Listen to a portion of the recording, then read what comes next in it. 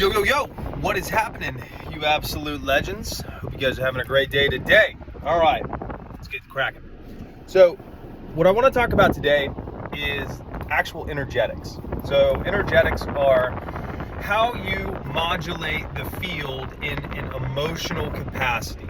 So, if you're talking about manipulation of the energetic field, what does that mean? So, if you go and look at common phrasing when it comes to desire, what does it normally entail, right? I want that car. I want my dream body. I want money, right? So when you look at the framework of that type of phrasing, I want something, it essentially puts distance between you and that thing, right? I want that thing.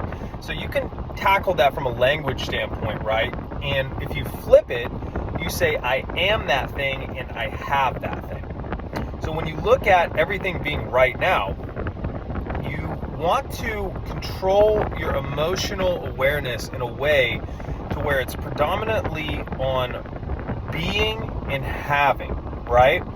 And what happens is when you first start out, because we've been raised in a linear type of reality where it's you go and get it, you do this, X, Y, and Z, and then you get, whatever the byproduct of that is, your emotional state will basically stay in an anticipatory state.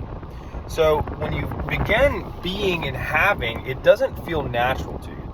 If you look at Neville Goddard's works, what he talks about, when he talks about wearing emotional states, he speaks about them as clothes, right? So somebody can be depressed, somebody can be happy, somebody can be X, X, and Y. So if you take a depressed person and you make them feel happiness, that will actually cause them more discomfort than the depression. And think about that, right?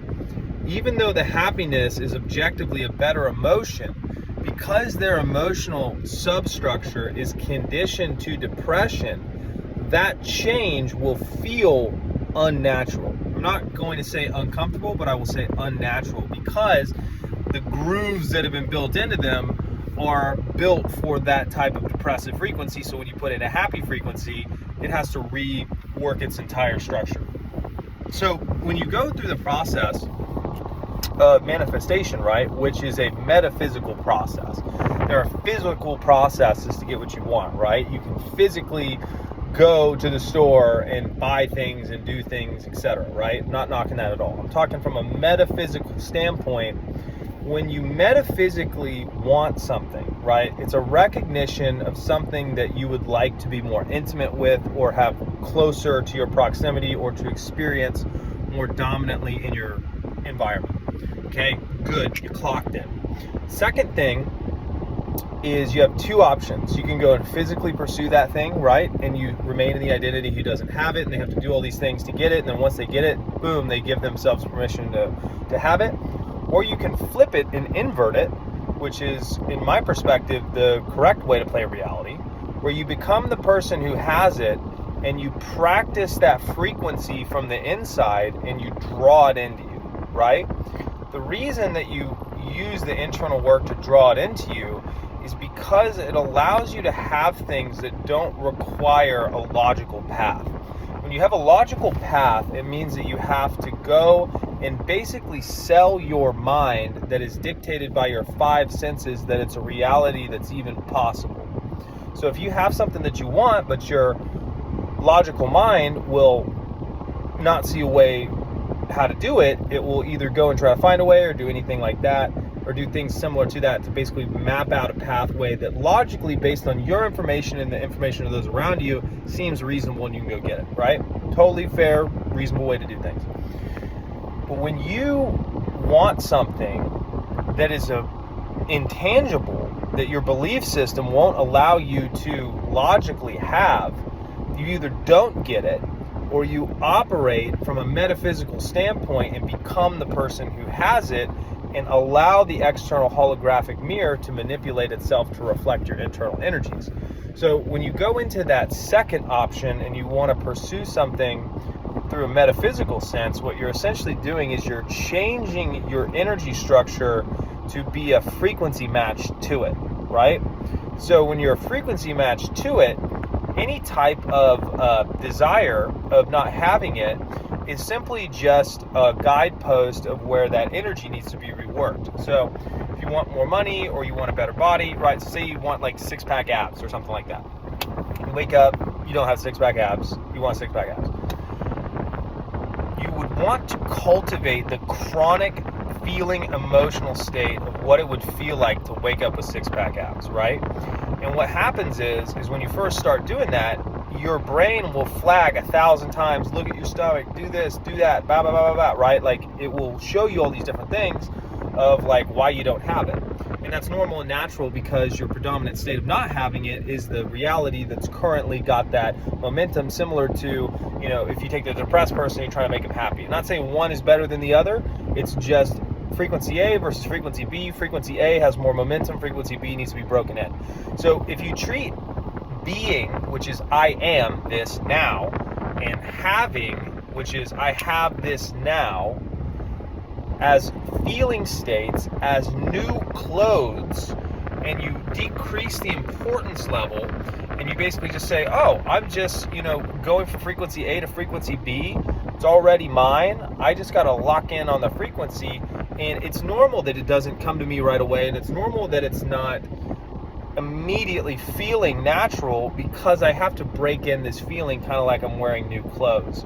And if you just treat it like, you know, anytime you go back in the old feeling state, you're like, oh, I'm not that person anymore, I'm this person. And then you rehearse that feeling state of having and being what you want to be, you'll slowly start to degrade the momentum of frequency A, and frequency B will start to settle in and become natural. And the best part about this is that once you lock in a frequency, predominantly, it is like frequency B will become frequency A, where if you chronically did not have six-pack abs and frequency A, frequency B, you chronically have six-pack abs. So it's like you go and you try to eat a bunch of donuts and it just won't work because your frequency is so locked into having six-pack abs, you won't be hungry for 2 days. You just won't, you know, like some shit like that will happen, and it'll knock it to where you chronically have what you want. And in my opinion, that's the real prize of doing this type of work, is to chronically have what you want all the time without fear of loss, because you're not doing something to maintain it, right?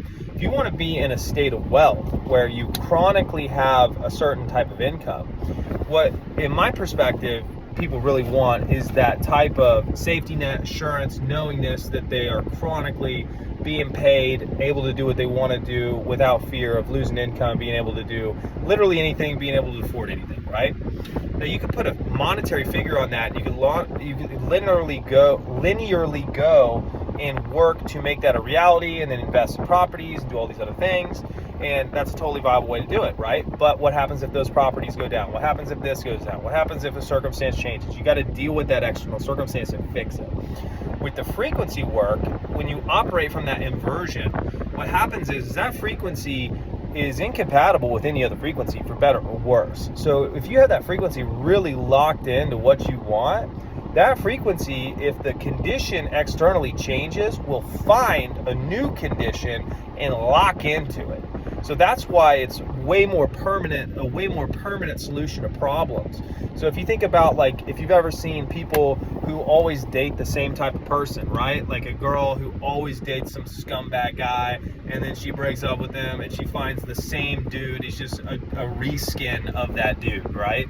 Or vice versa, a dude who always dates girls who cheat on him or don't want to commit or whatever. He breaks up with her, he finds the next girl. It's the same freaking person, it's just a different version, right? That's because there's a frequency output that is chronic. So if you want to work at the root level of causation, changing that internal frequency is it is the only thing you can do, in my opinion, to really curtail reality in a way that allows for maximum self-sufficiency, creative independence, and just continued results without the fear of loss. So hope you guys enjoyed that. If you guys want coaching, check out the link tree. Other than that, go conquer. Cheers.